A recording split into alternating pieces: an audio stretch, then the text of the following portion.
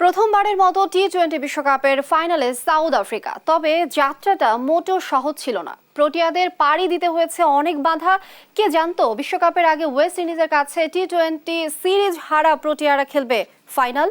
তৌসিফুল হাসানের রিপোর্টে সাউথ আফ্রিকার রোড টু ফাইনাল। মে মাসেই সাউথ আফ্রিকা স্বাগতিক ওয়েস্ট ইন্ডিজের সাথে 3 ম্যাচের টি-20 সিরিজ খেলতে পাড়ি জমায় ক্যারিবিয়ানে।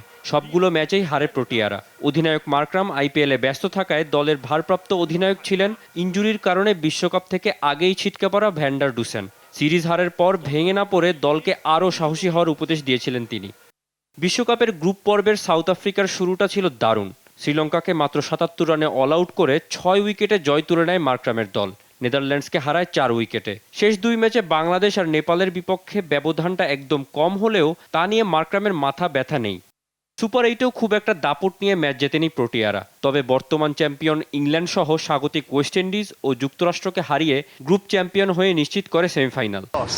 সেমিতে আফগানিস্তানকে রীতিমতো উড়িয়ে দেয় south Africa. Jansen, Nokia, Samsi ও রাবাদার বোলিং তোপে মাত্র ৫৬ রানেই গুটিয়ে যায় আফগানরা। তুলে নেয় ৯ উইকেটের বিশাল জয়। ফাইনালের প্রতিপক্ষ টুর্নামেন্ট ফেভারিট ভারত। তবে বড় বড় দলকে হারিয়ে ফাইনালে আসা মার্করামের দল এবার প্রস্তুত চোকার স্ট্যাগটি শরীর থেকে ঝেড়ে ফেলতে। দলের সব খেলোয়াড়রাও আছেন দারুণ ছন্দে। এতদূর এসে কোনোভাবেই হাল ছাড়তে চাইবে না প্রোটিয়ারা। তৌসিফুল হাসান, স্পোর্টস ডেস্ক, দেশ টিভি।